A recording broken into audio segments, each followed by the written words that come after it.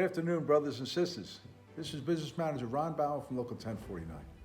I'd like to give you a few facts about our present Union Hall today, opposed to our old Union Hall back in 2016 in Hop Pop.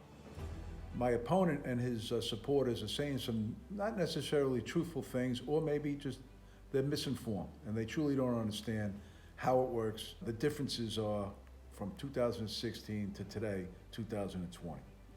First, I'd like to say the hall is owned by the 1049 Craft Skill Improvement Realty Corp. It's paid for monies from Local 1049 Craft Skill Improvement Fund. That's where the money comes from. Local 1049 negotiates that amount that employees contribute into this fund. When we negotiate our contracts, we negotiate the cost that the employees put towards that fund. All day-to-day activities are managed by the business manager and Local 1049. Daily activities, we're the ones that manage that, the 1049. There are 3 union trustees and 3 management trustees that we have a trustees committee that oversee the outside division of these funds. Skill Fund, Health and Welfare, and Annuity. I am one of those 6, and I am the chairman for that trustees committee. Contractors do not own anything regarding the Union Hall. I know that's what you're hearing, and I know that's what they want you to lead to believe, that the contractors own the hall. They do not. And when those contractors do use the Union Hall, and if it's related to the training and safety, they don't pay. But if it's not related to training and safety, they have to pay the appropriate rental cost as anybody else would, whether it's utility or anybody for that matter that needs to use the hall, they would have to pay a rental cost. The majority of the IBEW locals with training funds have the same arrangements. Rich Redmond strongly advised and supported the purchase of this building when Don Daly was the business manager. He fully supported it. Our general fund is no longer responsible for a lot of things, for liabilities, for property insurances, for maintenance costs, for taxes, and many other things.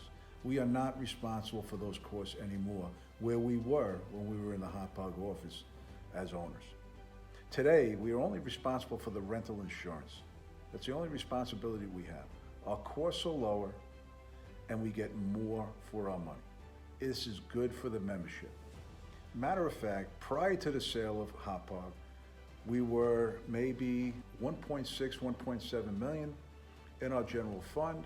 And then in October, after the sale of the building that Don Daly made for us, we were at $2.9 million before we moved to the new office. That was an all-time high after the sale of that building. Today, 4 years later, in 2020, we're over $5.5 million. Now, a lot of things have to do with that. By the way we manage our funds, me as the financial secretary, I make sure that we don't spend money frivolously. We do the right thing. But because of that sale, and because of the cost that it takes now to run a union, we are in a much better spot because of it. Again, we have a facility that's 4 times the size. It's a much better, much updated facility. The training alone, we have 4 acres outside of training. We have a building that's 4 times the size that we had prior, and our facility is just that much better. And it helps better serve and represent our members at a cost that is at the same, if not less, than it was back in 2016. Again, these are all the reasons why it was such a good financial move that Don Daly made. And by the way, the E-Board and the general membership approved it. We voted on it and we approved it. So we did it the right way. There was no undermining, there was no doing things wrong, and it was a financially great move to make. This only helps us and strengthens us for the future, that decision. Again, most IBEW unions do the same thing. So I just wanted to give you that information. I wanted to educate you just to make sure you know what the truth is. Thank you very much, and there'll be more to come. Bye.